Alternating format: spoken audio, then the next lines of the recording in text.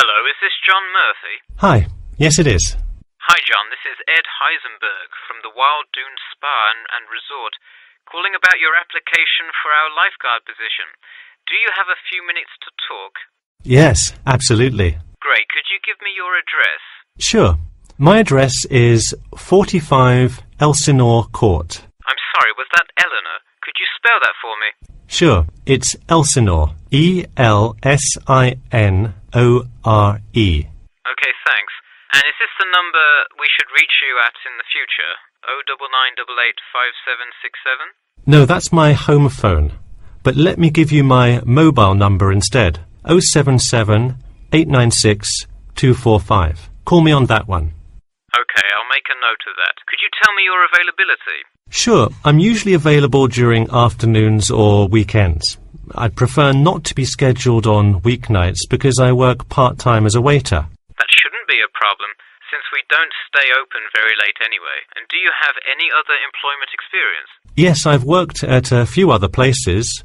I was the baseball coach at Richmond High School last season. I see. And do you have any other experience that you would like us to note on your application? Yes. Last year I worked at the beach as a rescue diver. Rescue diver? That sounds intense. Well, it's really just like being a lifeguard, except in the ocean instead of pool. So kind of like being a lifeguard at the world's largest pool. I see.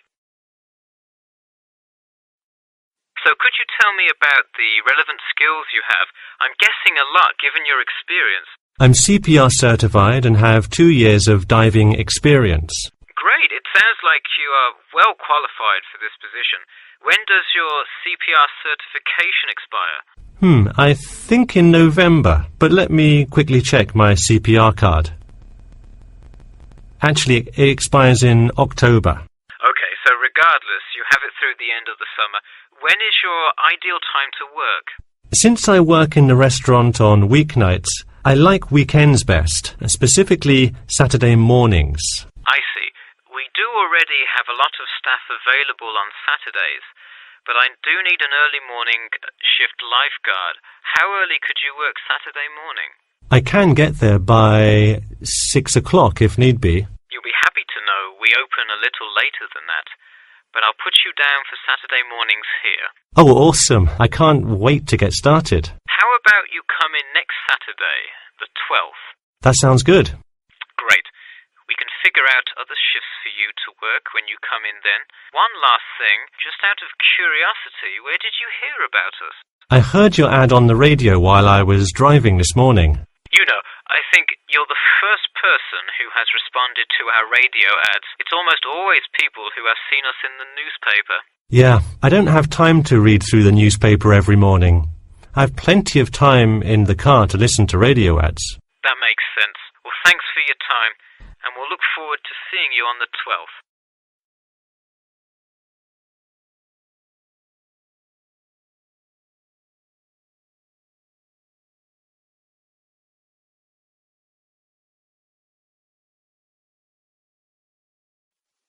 Good evening. I'm Geoffrey Miller from the University of Nottingham Student Union, and in this week's free class, Carlos Garcia is going to tell us about safety around campus. Over to you, Carlos. Thank you, Geoffrey, and thank you all for your attendance today. Also, I'd like to thank the Student Union here at the university for organising this lecture. Well, I've been serving and protecting the city of Nottingham for over 20 years now as a member of the police department. Does anyone know what type of crime is the most prevalent on campus? I heard someone say drugs and alcohol. That actually isn't too much of an issue.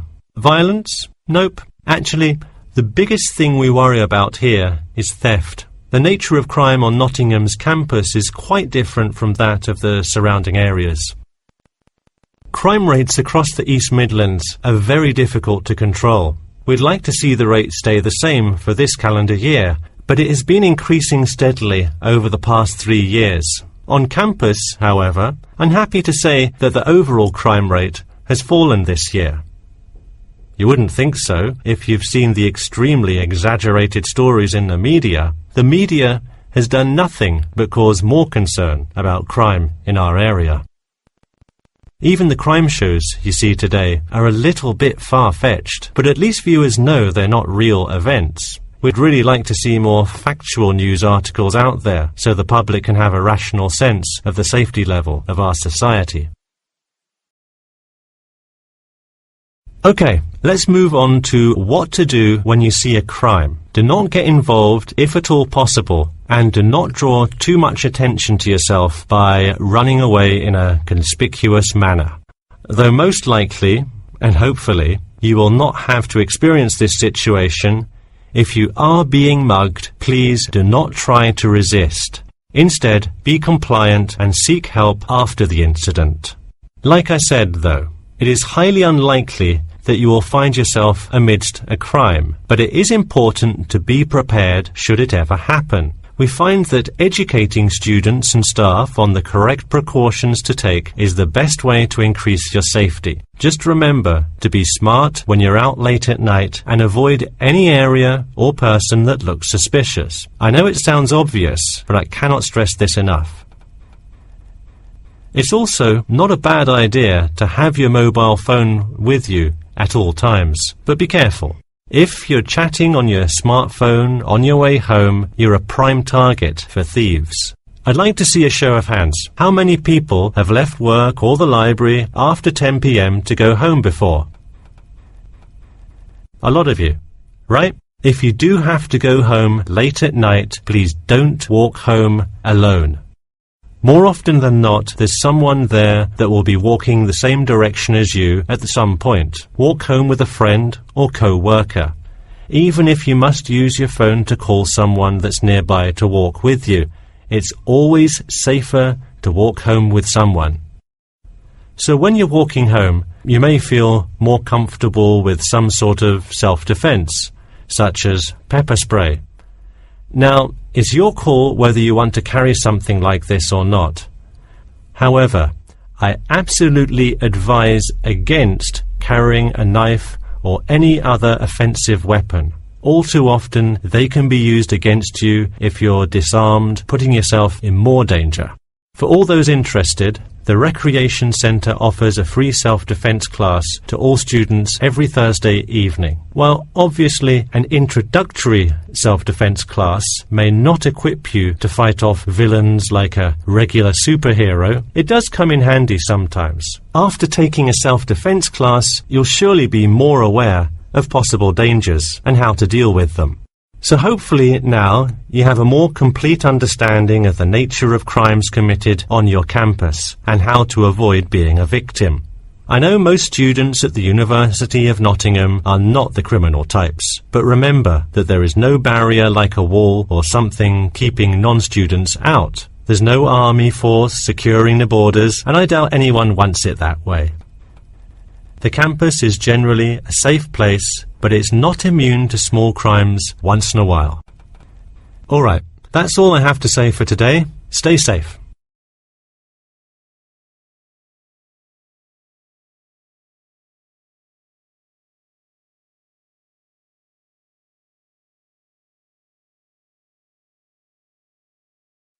Hi Bobby, go ahead and sit down. Tell me about your research project. Well, I decided to research football and keys for success on a football team. That sounds great. What are the guidelines for the test? Did the teacher talk to you about it in class? No, everything is on a handout that was passed out.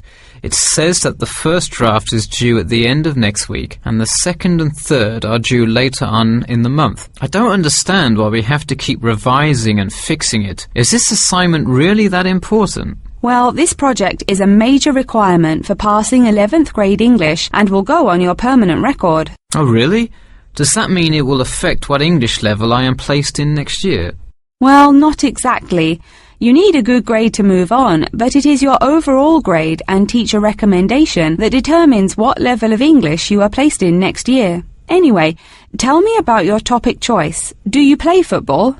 Well, actually, it's because my father loves the sport. He watches it every weekend. Cool. It's a good idea to report on something you're interested in. I see you worked hard calling players and the head coach to talk, so let's see what information you got.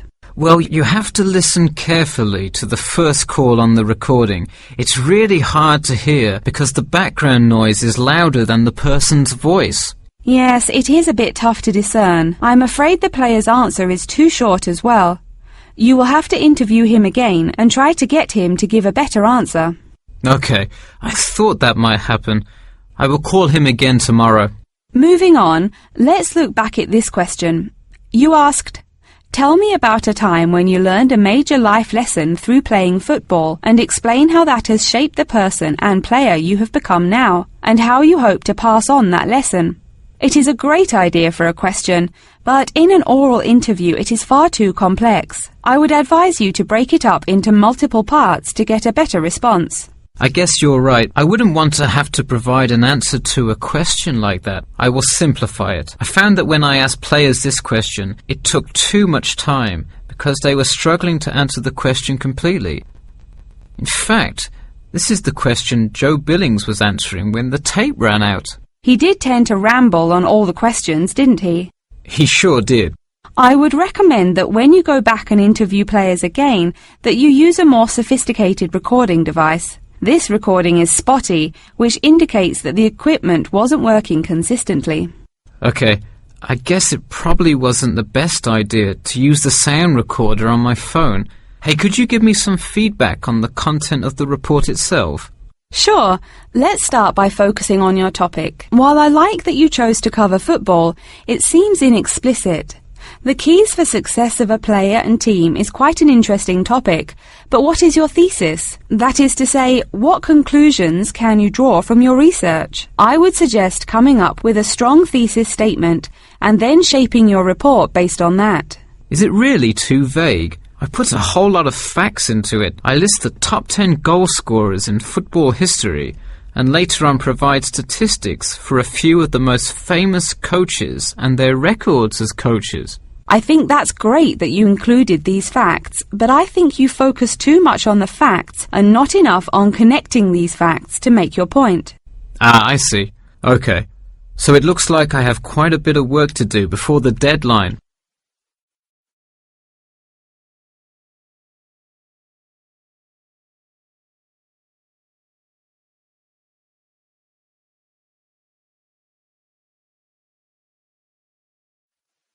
Good morning. Today I am going to cover the daunting task of giving a quality speech, a thought that makes most of us cringe. In fact, 90% of all people feel nervous about public speaking, about 10% of whom are described as genuinely terrified. Hopefully, when we are finished here today, you all will be in the 10% of the population who do not feel nervous at all. Did you know that lecturers tend to get more nervous if the speech they are giving is an important one? It makes sense, right? You probably wouldn't be nearly as nervous to address your residence hall about the proper use of the recycle and compost bins as you might be if you were asked to give the graduation speech to your entire 5,000 student class. So what is it that makes some people completely comfortable in front of crowds? Some people think that the ability to give a good speech is a gift that others are simply born with. This is almost never the case. Public speaking can be learned with practice.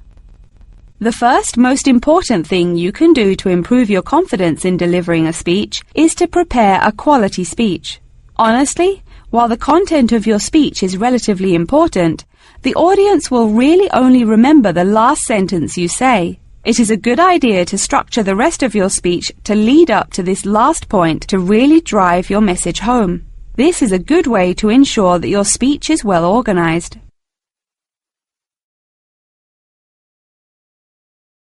Once you are confident in the quality of the speech you have written, the rest is just about your stage presence. Let's go through some do's and don'ts of public speaking. First, you want to command the attention of the room. Do not, I repeat, do not proceed with your speech until the audience is paying attention. Even Martin Luther King Jr.'s I Have a Dream speech wouldn't have made any difference in the world without the undivided attention of his audience.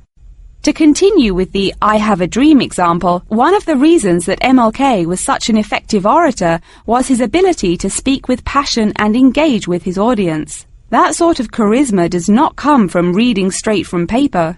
Don't get me wrong, it is a good idea to write your main ideas down on a note card, sheet of paper or something. But one factor that will consistently lead to a boring, forgettable speech is writing down your entire speech. Do not write your full speech down. If you are constantly reading your paper, you are not making eye contact with your audience, and thus failing to really express the feeling that goes with your ideas.